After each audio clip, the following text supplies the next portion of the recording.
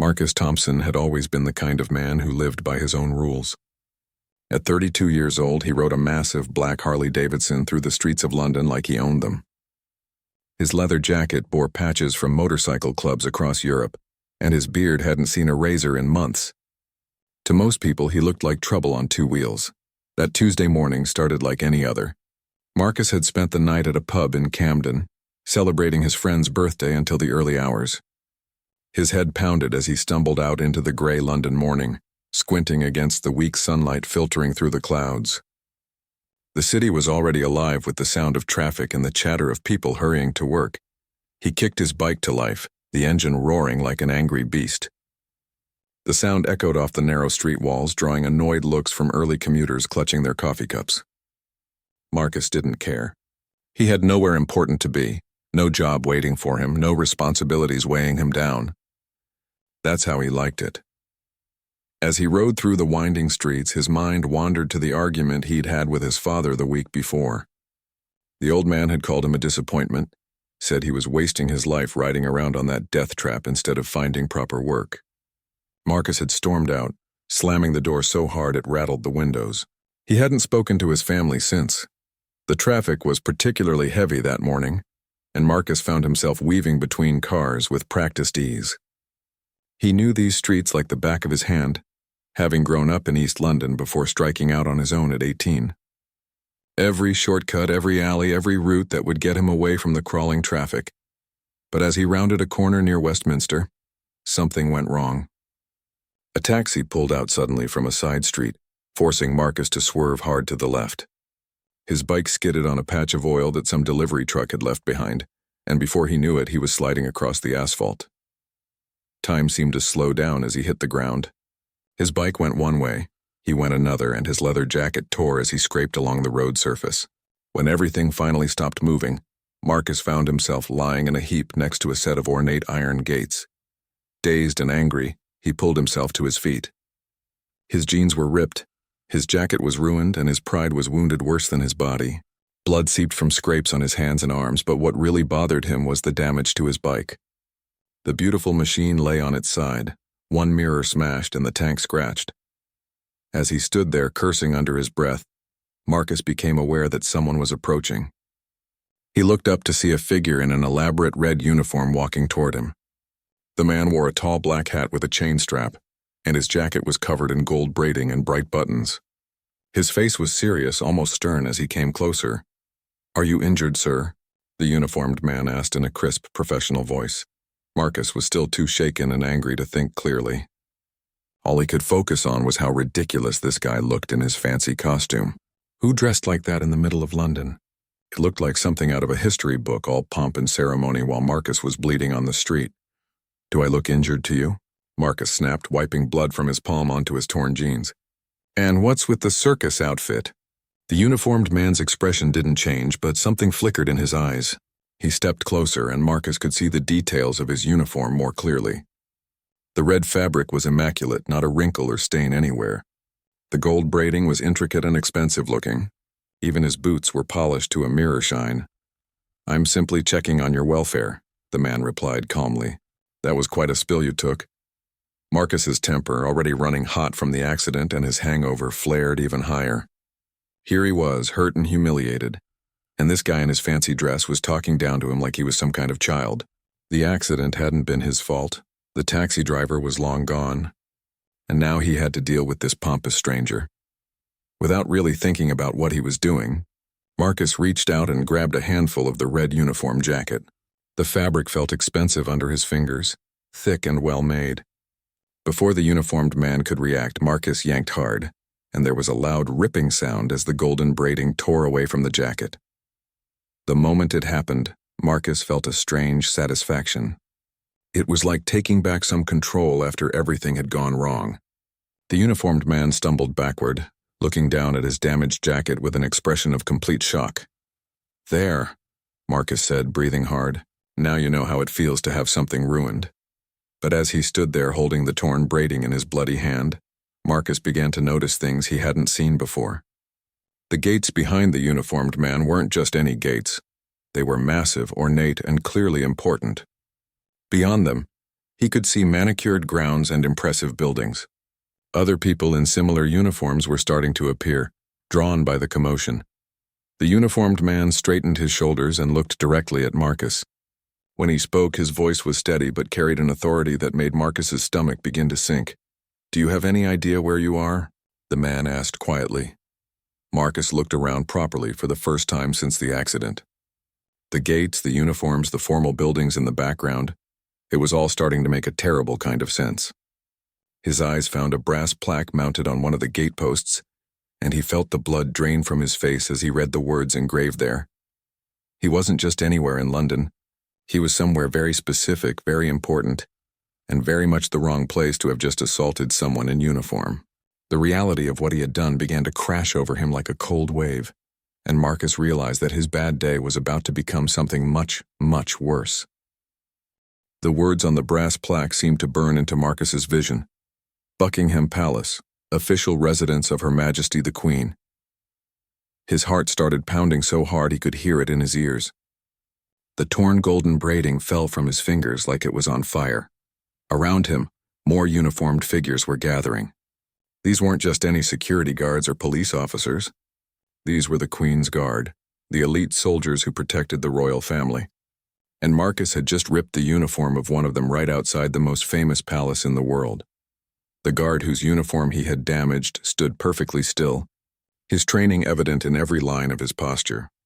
Despite the torn fabric hanging from his red jacket, he maintained his composure.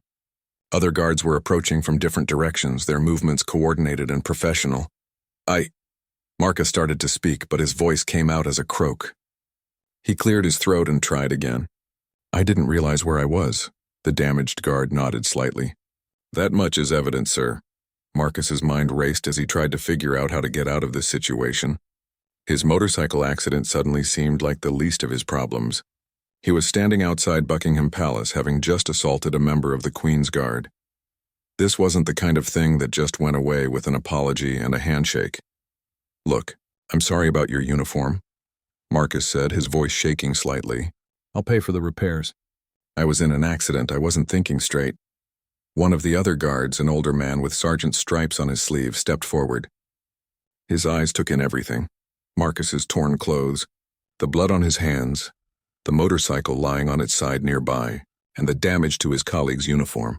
"Sir, I'm going to need you to step away from the gate area," the sergeant said firmly. "We'll need to take a statement about what happened here." Marcus felt panic rising in his chest. A statement meant police involvement. Police involvement meant records, possibly charges, definitely consequences he wasn't prepared to face. His father's words echoed in his head about being a disappointment, about wasting his life. This would prove the old man right in the worst possible way. "Can't we just forget this happened?" Marcus asked desperately. "I mean, no real harm done, right? It's just a uniform." The look that passed between the guards told Marcus everything he needed to know. This wasn't just a uniform. This was a symbol of something much bigger than a piece of cloth. These men took their duty seriously, and what Marcus had done was more than just property damage. As they waited for additional personnel to arrive, Marcus found himself really looking at the guards for the first time. Despite their elaborate uniforms and ceremonial appearance, there was something unmistakably military about them. The way they stood, the way they moved, the way they communicated with just glances and subtle gestures. The guard whose uniform he had torn couldn't have been much older than Marcus himself. Now that the initial shock was wearing off, Marcus could see that beneath the formal exterior was a young man probably not that different from himself, except this young man had chosen to serve something bigger than himself. While Marcus had been drifting through life without purpose or direction, a police constable arrived within minutes, followed shortly by what appeared to be a palace security official in a dark suit. Marcus watched as the damaged guard gave a precise professional account of what had happened. There was no embellishment, no attempt to make Marcus look worse than he already did. Just the facts delivered with military precision. When it was Marcus's turn to explain himself, the words came out in a jumbled rush. The motorcycle accident, his anger, his hangover, his frustration with life in general.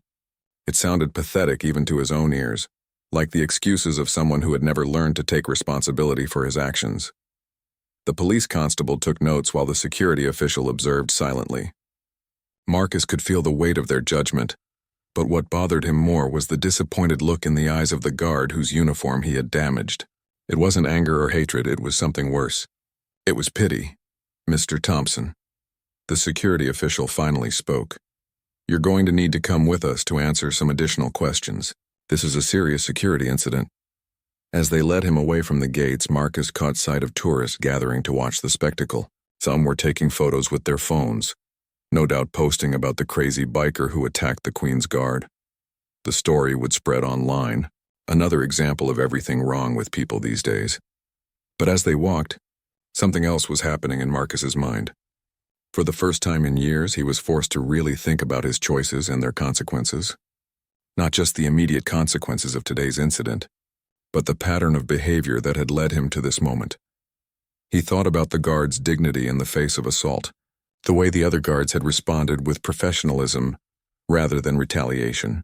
These men were serving something bigger than themselves, protecting something that mattered to millions of people. And Marcus had attacked that service because he was having a bad day. In the security office, as he waited to be processed, Marcus overheard a conversation between two officials. They were discussing the upcoming Royal Marines ceremony, some kind of military display that happened periodically at the palace. The guard whose uniform Marcus had damaged was apparently scheduled to participate. "Will he still be able to take part with the uniform damage?" one official asked. "We'll have to see what the tailors can do," came the reply. "It's not just about appearance, it's about maintaining standards." Marcus felt a new wave of guilt wash over him. Not only had he assaulted someone, but he might have ruined that person's chance to participate in something important, something they had probably trained for and looked forward to. As the hours passed in that sterile security office, Marcus began to understand that this incident was going to change everything. There would be consequences, certainly, but more than that, there would be questions he couldn't avoid anymore. Questions about who he was, what he stood for, and what kind of man he wanted to be. The easy answer would be to blame everyone else. The taxi driver, the oil on the road, his hangover, his father's disappointment. But sitting there in that room with time to think and nowhere to run, Marcus began to realize that the real problem wasn't any of those things. The real problem was him. The hours in the security office passed slowly. Marcus sat in a plain wooden chair, his hands now properly bandaged by a first aid officer, while officials came and went discussing his case. Through the small window, he could see the normal activity of the palace grounds continuing despite his disruption. Detective Inspector Sarah Collins arrived in the early afternoon. She was a no-nonsense woman in her 40s who had clearly dealt with all kinds of situations around the royal properties. She reviewed the incident report while Marcus waited, occasionally glancing up at him with an expression he couldn't quite read. "Mr. Thompson," she said finally, closing the file, "you're in quite a bit of trouble here. Assault on a member of the Queen's Guard. Criminal damage to Crown property disturbing the peace in a security zone. These aren't minor offenses." Marcus nodded miserably. "I understand that now. Do you?" Detective Inspector Collins leaned forward. "Because from where I sit, this looks like someone who's been making poor choices for a long time, and today they finally caught up with you." She wasn't wrong. Marcus thought about the string of dead-end jobs he'd quit, the relationships he'd sabotaged, the bridges he'd burned with his family. Today's incident was just the latest in a long line of self-destructive behavior. "The guard you assaulted is named James Mitchell," Detective Inspector Collins continued. "He's 26 years old, been with the Queen's Guard for 4 years. Exemplary service record, never had so much as a disciplinary note in his file." Marcus felt another stab of guilt. He'd attacked someone who had probably never done anything wrong to anyone in his life. "There's something else," the detective inspector said. "Mitchell is supposed to participate in the Royal Marines ceremony next week. It's a big honor, represents months of preparation. The uniform you damaged is specially tailored for that event. Can it be repaired?" Marcus asked quietly. "Possibly, but that's not really the point, is it?" Before Marcus could respond, there was a knock on the door. A young constable entered and whispered something to Detective Inspector Collins. She looked surprised, then turned back to Marcus. "Apparently Guard Mitchell has requested to speak with you." Marcus's stomach dropped. "What?" "He wants to have a conversation before we proceed with charges. It's unusual, but not unheard of." 20 minutes later, Marcus found himself in a different room facing James Mitchell. The guard had changed out of his damaged uniform into civilian clothes, jeans and a simple blue shirt. Without the elaborate red jacket and tall hat, he looked even younger than Marcus had realized. They sat across from each other at a small table, the silence stretching uncomfortably. Marcus didn't know what to say. "How do you apologize for attacking someone who was just doing their job?" "I wanted to understand why," James said finally. His voice was calm, but Marcus could hear genuine curiosity in it. "I've been thinking about it all day and I can't figure out what I did that made you so angry." Marcus felt his face flush with shame. "You didn't do anything." "Nothing at all. I was having a terrible day and I took it out on you." "Tell me about it," James said. So Marcus did. He told James about the accident, about his hangover, about the fight with his father. He found himself talking about things he hadn't discussed with anyone. His lack of direction, his anger at the world, his feeling that life was passing him by while everyone else seemed to have their act together. James listened without interrupting, occasionally nodding. When Marcus finished, they sat in silence again. "I know what that feels like," James said eventually. Marcus looked up, surprised. "You do?" "Before I joined the guard, I was a mess. Dropped out of university, couldn't hold a job, got into trouble with drinking. My parents were at their wits' end with me." This wasn't what Marcus had expected to hear. James seemed so composed, so together. "What changed?" Marcus asked. "I realized I needed structure, purpose, something bigger than myself to work toward." James paused. "The military gave me that. It wasn't easy. Basic training nearly broke me. But it taught me discipline, responsibility, pride in something worthwhile." Marcus thought about this. "And now you're living the dream, protecting the queen and all that?" James smiled slightly. "It's not a dream, it's work. Hard work, but it's work that matters. When I put on that uniform, I'm representing something important. History, tradition, service to the country. It gives meaning to everything I do. The uniform I wrecked. Yes." James's expression grew serious. "That uniform represents 4 years of earning my place, of proving I deserve to wear it. When you tore it, you weren't just damaging cloth. You were attacking what I've worked to become." Marcus felt the full weight of what he had done. "I'm sorry. I'm really, truly sorry." "I believe you are," James said. "But sorry doesn't fix everything." They talked for another hour. James told Marcus about the Royal Marine ceremony, how it was a chance for different military units to demonstrate their skills and honor their traditions. How he had been selected to participate based on his performance and conduct. How the damaged uniform might prevent him from taking part. But James also talked about second chances.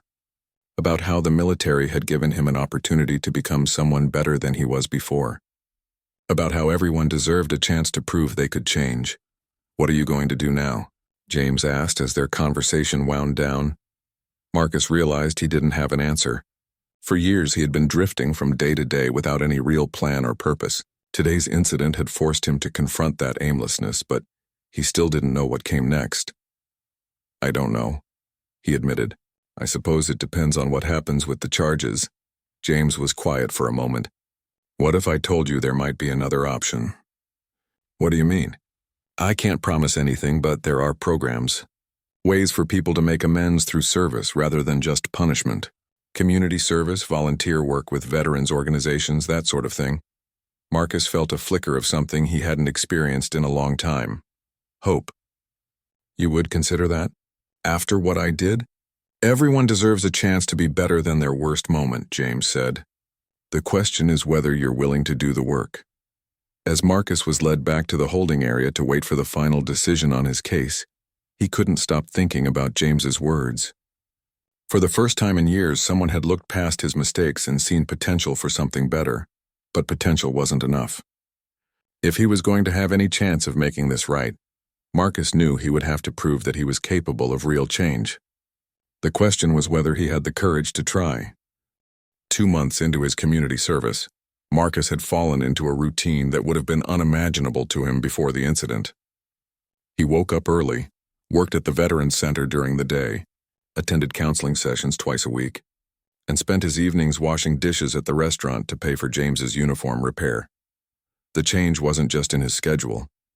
It was in how he saw himself and the world around him. The veterans at the center had become more than just people he served. They had become his teachers.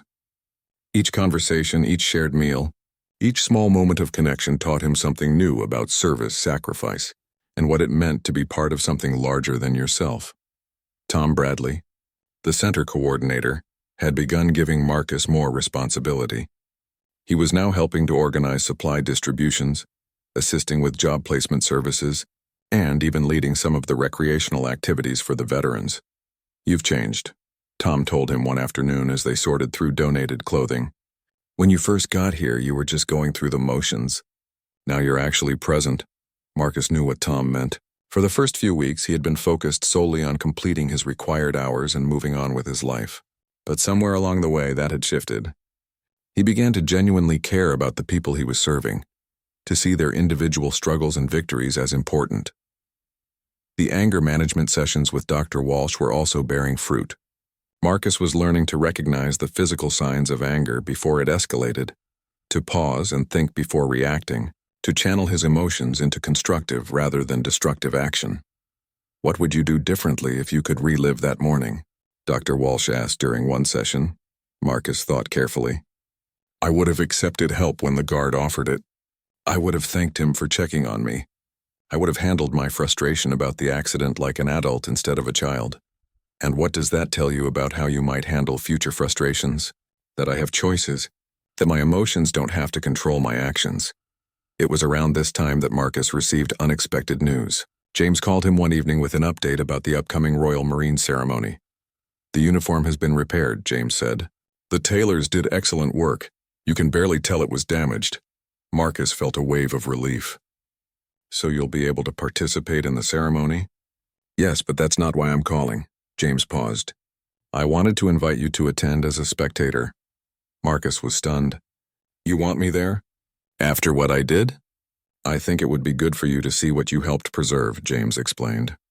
"The ceremony represents everything the Guard stands for: tradition, discipline, service, honor. You paid to repair the uniform that represents those values. You should see what your efforts helped make possible." The invitation left Marcus with mixed emotions.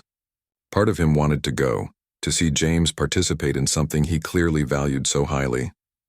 But another part was terrified of returning to the palace grounds, even as a legitimate spectator. He discussed it with Dr. Walsh during his next counseling session. "What are you afraid of?" she asked. "I'm afraid of how I'll feel being back there. I'm afraid people will recognize me. I'm afraid I'll somehow mess things up again."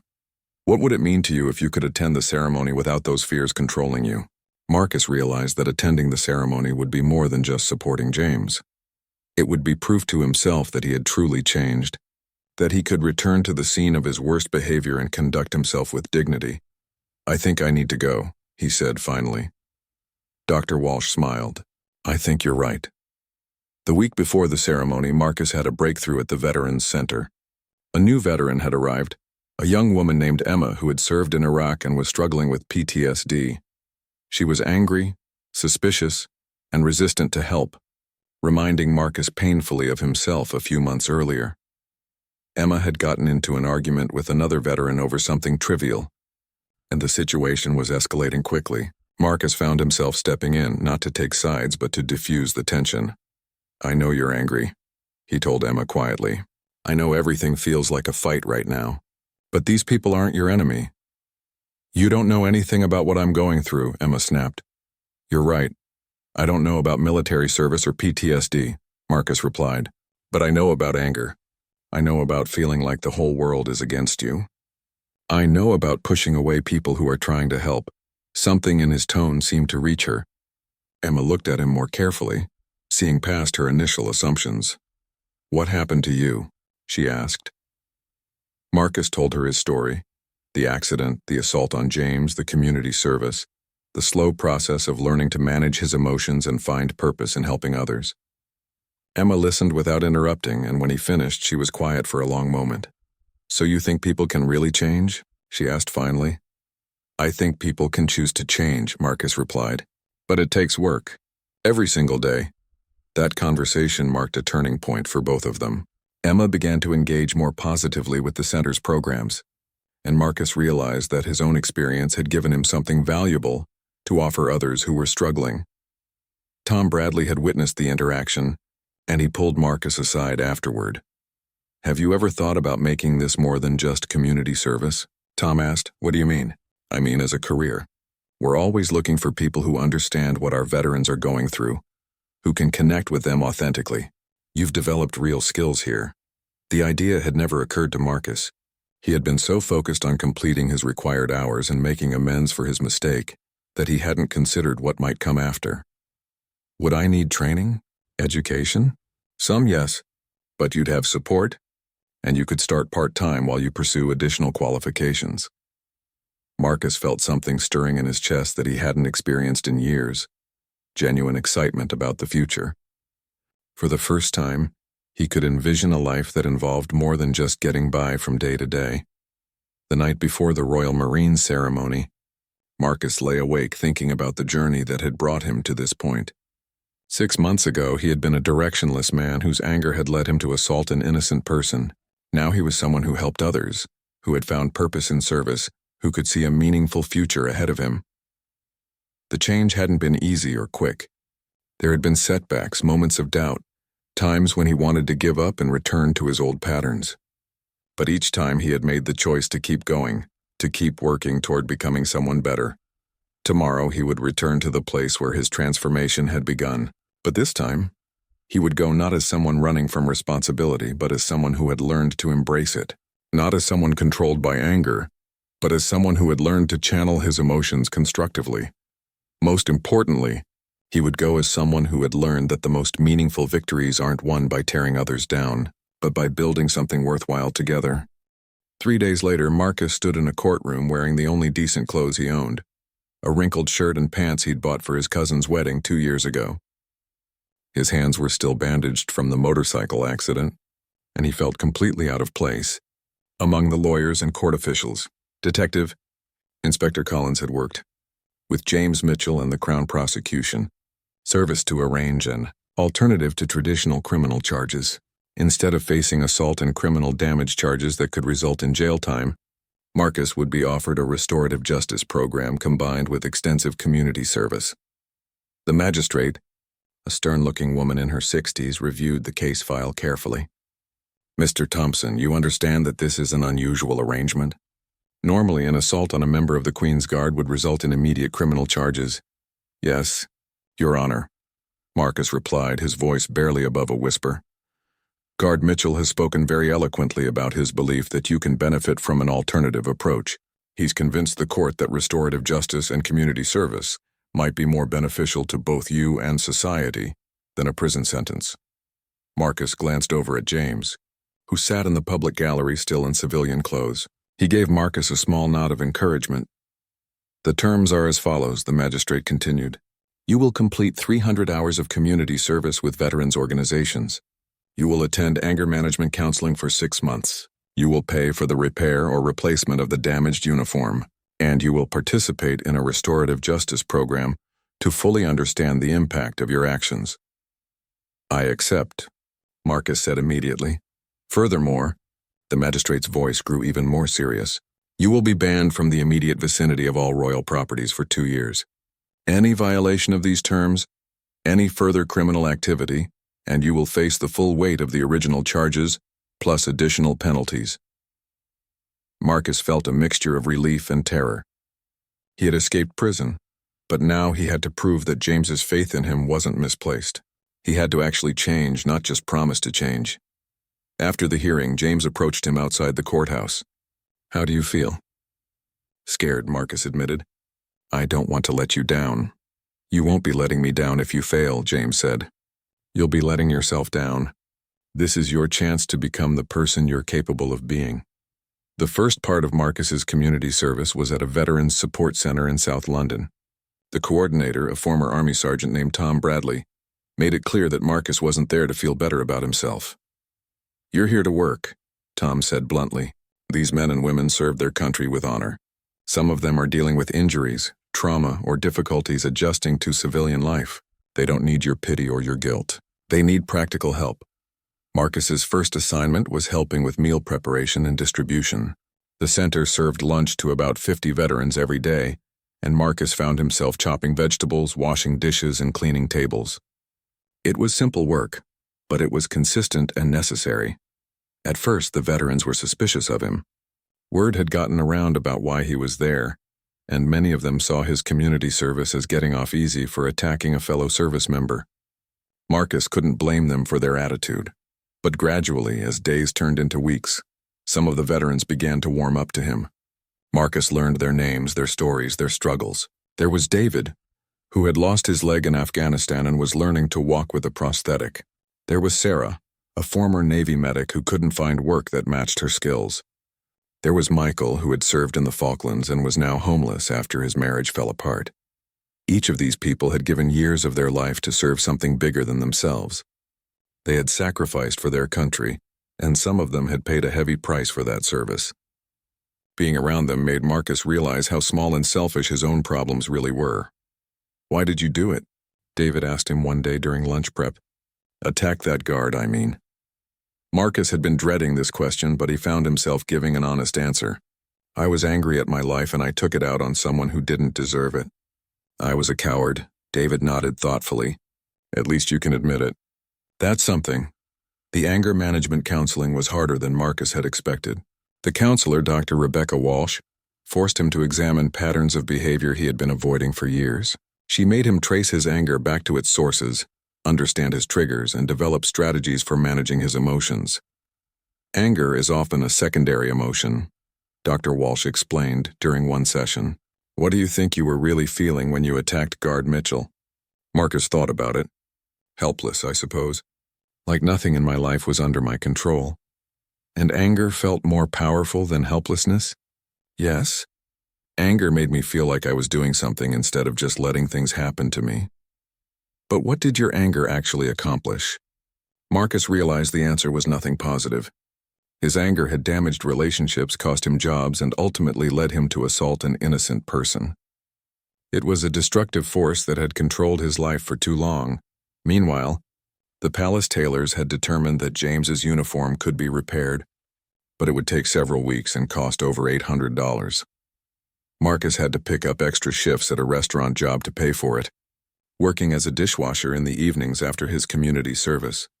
The work was exhausting, but it gave Marcus a sense of purpose he hadn't felt in years.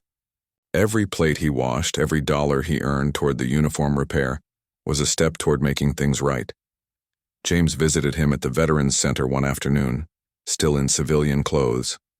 Several of the veterans recognized him and came over to shake his hand. Marcus watched as James spoke with them, treating each person with genuine respect and interest.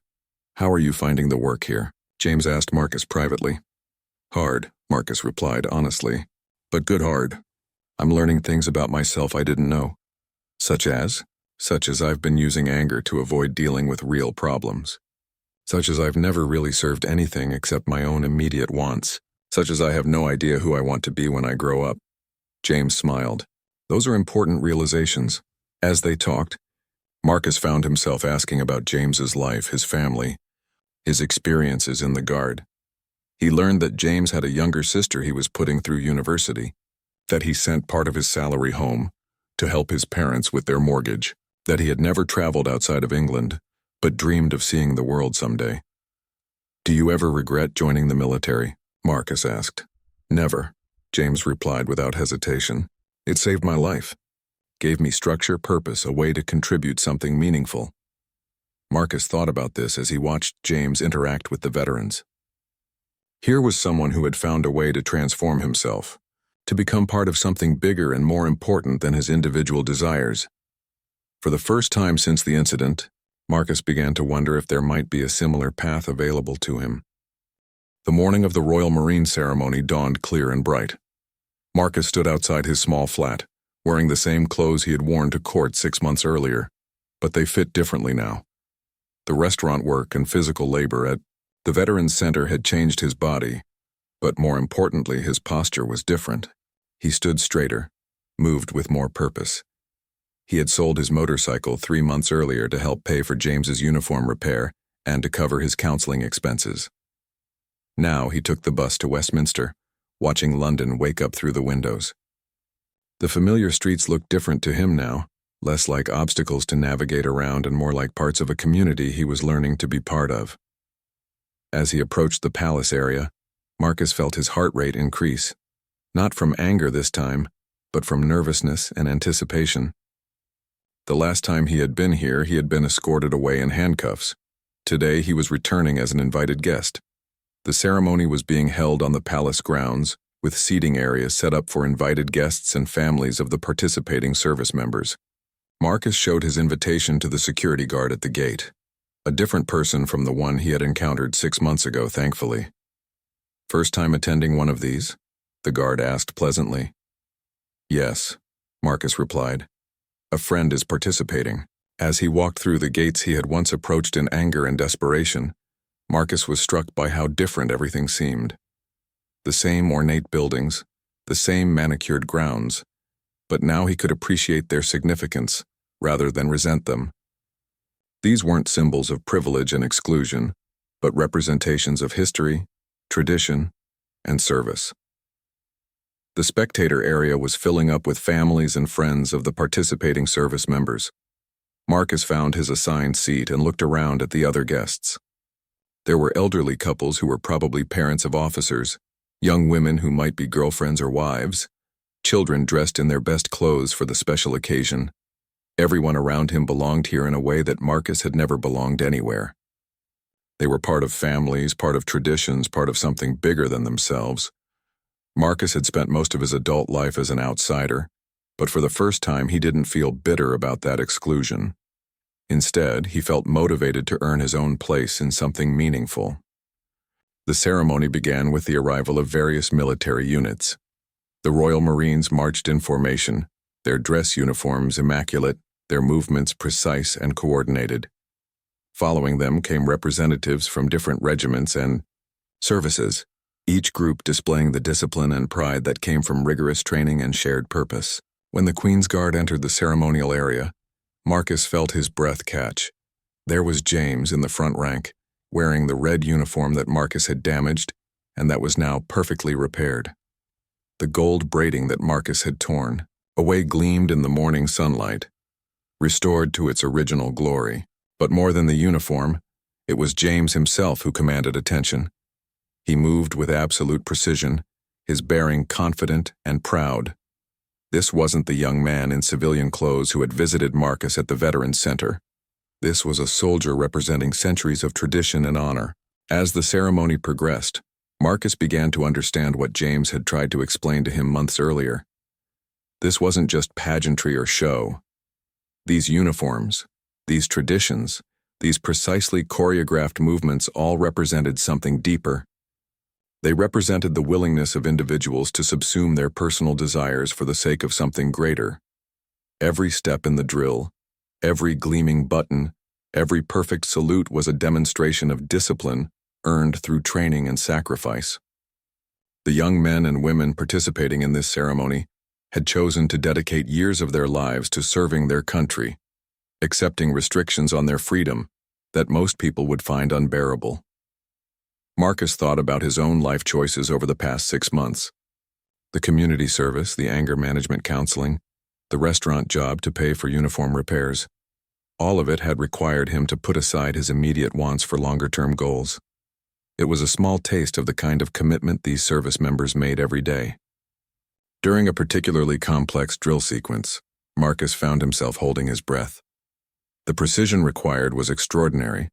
Dozens of people moving in perfect coordination, trusting each other completely, knowing that one person's mistake could spoil the entire display. James was part of a smaller unit that performed an intricate ceremonial exchange, passing symbolic items between different service branches. Marcus watched as James executed each movement flawlessly, his concentration complete, his execution perfect. When that portion of the ceremony concluded, Marcus felt an unexpected surge of pride. Not pride in himself, but pride in James. Pride in what James represented. Pride in being connected, however distantly, to this demonstration of excellence and service. An elderly gentleman sitting next to Marcus leaned over and said, "My grandson is one of the Marines. Which service member are you here to support?" "One of the Queen's Guard," Marcus replied. I helped him through a difficult situation." The man nodded approvingly. "Fine young men and women, all of them. Takes real character to serve like this. Marcus agreed wholeheartedly. 6 months ago, he wouldn't have understood what this man meant. He would have seen the ceremony as an antiquated display, the service members as people playing dress-up in fancy uniforms. Now he recognized it as a celebration of values he was only beginning to appreciate himself. As the ceremony moved toward its conclusion, the various units began their final march past. When the Queen's Guard approached the reviewing stand, Marcus found himself standing with the rest of the spectators, applauding spontaneously. James marched past without looking toward the spectator area, his attention focused entirely on his duty. But Marcus felt a connection to him that transcended the physical distance between them. 6 months ago, James had seen potential in someone who had attacked him. That faith had changed the entire trajectory of Marcus's life. After the formal ceremony concluded, there was a reception area where family members could briefly meet with the participating service members. Marcus waited his turn, feeling increasingly nervous as the moment approached. When James emerged from the formation still in his dress uniform, he spotted Marcus immediately and walked over with a broad smile. "You came," James said, extending his hand. "I wouldn't have missed it," Marcus replied, shaking hands firmly.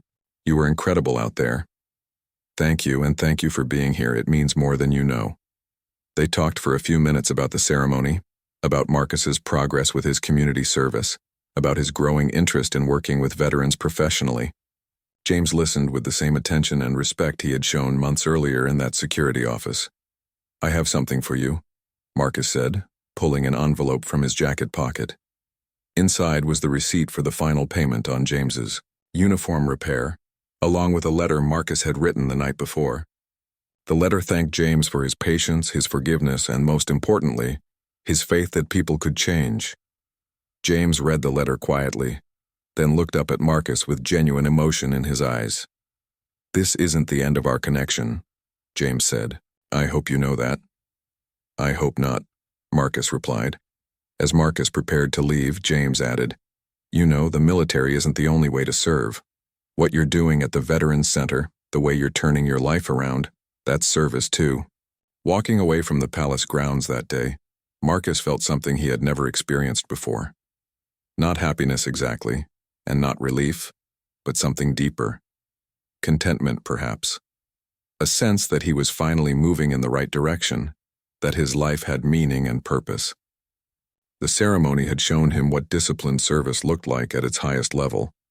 Now it was time for him to discover what his own version of that service might become. 1 year after the Royal Marines ceremony, Marcus Thompson stood in front of a classroom filled with 20 military veterans, preparing to lead his first official anger management workshop. He wore a simple button-down shirt and slacks, professional but approachable. On his desk was a certificate showing his completion of counselor training, earned through night classes while continuing his work at the Veterans Center. The transformation wasn't visible only in his appearance or credentials. Marcus carried himself differently now, with the quiet confidence of someone who had faced his worst impulses and emerged stronger. The angry, directionless man who had attacked a Queen's Guard seemed like someone from another lifetime. "My name is Marcus Thompson," he began, addressing the group of veterans who had been referred to his anger management program, "and I want to start by telling you about the worst day of my life, because it turned out to be the day that saved me." He told them about the motorcycle accident, about lashing out at James Mitchell, about the moment he realized he was standing outside Buckingham Palace having just assaulted a member of the Queen's Guard. The veterans listened intently, some skeptical, others curious, all of them recognizing something familiar in his story of anger and poor choices. "I spent most of my adult life believing that anger made me strong," Marcus continued. "I thought it was better to feel angry than to feel helpless or afraid. But what I learned is that anger without purpose is just destruction. The real strength comes from learning to channel those feelings into something constructive." Among the veterans in his class was Emma, the young woman who had arrived at the center angry and resistant 6 months earlier. She was now working part-time while studying for her degree in social work, having found her own path toward healing and service. After the class, Marcus walked through the expanded Veterans Center that had become his professional home. Tom Bradley had been promoted to regional coordinator, and Marcus had been hired as the full-time program director. The center now served over 200 veterans monthly, offering everything from job placement services to counseling to emergency housing assistance. Marcus's office was small but comfortable, with certificates on the wall and photos from various center events. On his desk was a framed picture from the Royal Marines ceremony, showing James in his perfectly repaired uniform. Next to it was a letter from the palace acknowledging Marcus's contributions to veteran services and his successful completion of the restorative justice program. His phone rang, interrupting his review of the week's schedule. It was James calling from his new posting with the Welsh Guards. "How did the anger management class go?" James asked. "Good, I think. One of the participants told me afterward that my story helped him realize he wasn't alone in struggling with these issues." "That's excellent. You're making a real difference." James had been promoted to sergeant since the ceremony, and he often called Marcus to discuss his own challenges in leadership and mentoring younger soldiers. Their friendship had evolved from victim and perpetrator to colleagues who shared a commitment to helping others. "I have some news," James said. "I'm being transferred to a new unit next month. International training exchanges. I'll be working with military personnel from different countries, helping to share best practices in soldier welfare and support."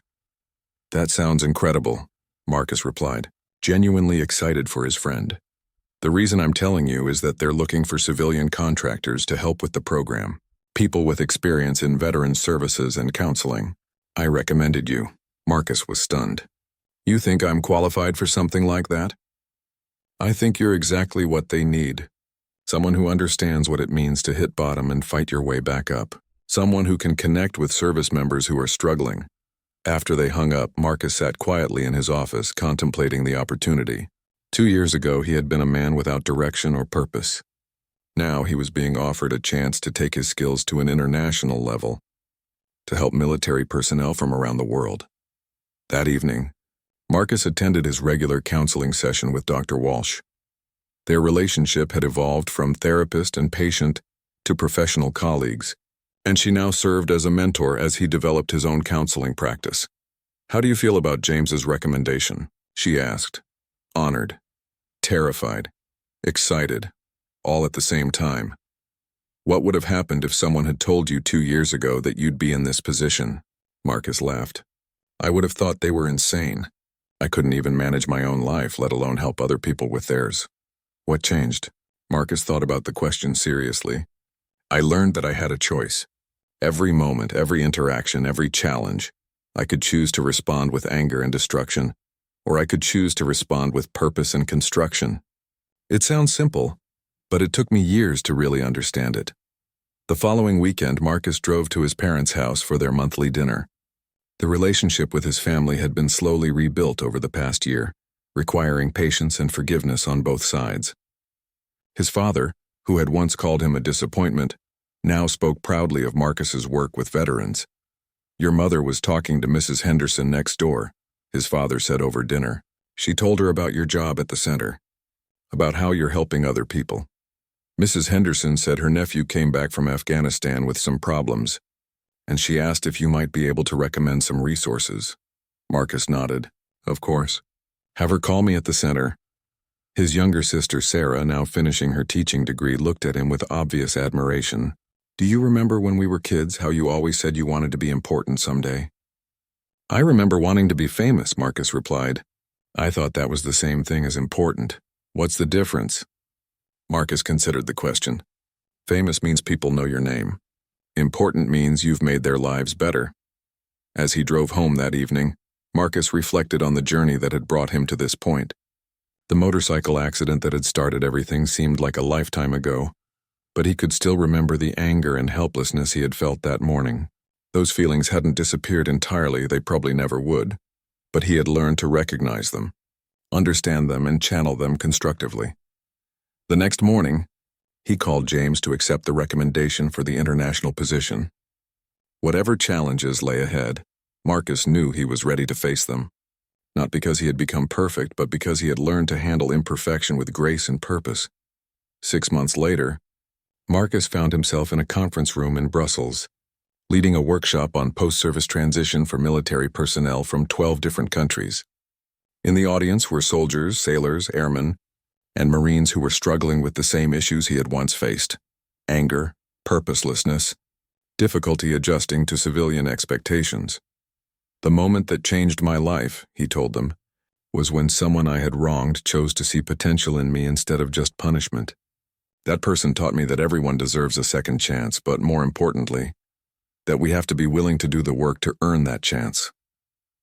After the workshop, a young German soldier approached him. "Your story gives me hope," she said in careful English. "I have been very angry since leaving the army. I thought perhaps this was just who I am now." "Anger is information," Marcus replied. "It tells you that something needs to change. The question is whether you use that information to tear things down or build something better." As he packed his materials at the end of the day, Marcus thought about James, who was somewhere in the building conducting his own workshops on military leadership. He thought about the veterans back at the center in London, many of whom were now helping other veterans in turn. He thought about Dr. Walsh, Tom Bradley, and all the people who had believed in his capacity to change when he couldn't believe in it himself. Most of all, he thought about the man he had been on that angry morning outside Buckingham Palace, and the man he had chosen to become. The transformation hadn't been quick or easy, but it had been real. And every day through his work helping others find their own paths to healing and purpose, Marcus was reminded that second chances aren't just gifts we receive, they're opportunities we create through the daily choice to be better than we were before. The angry biker who had ripped a Royal Guards uniform was gone, replaced by someone who understood that true strength comes not from tearing others down, but from building them up. And in learning to serve others, Marcus had finally found the purpose and meaning that had eluded him for so long.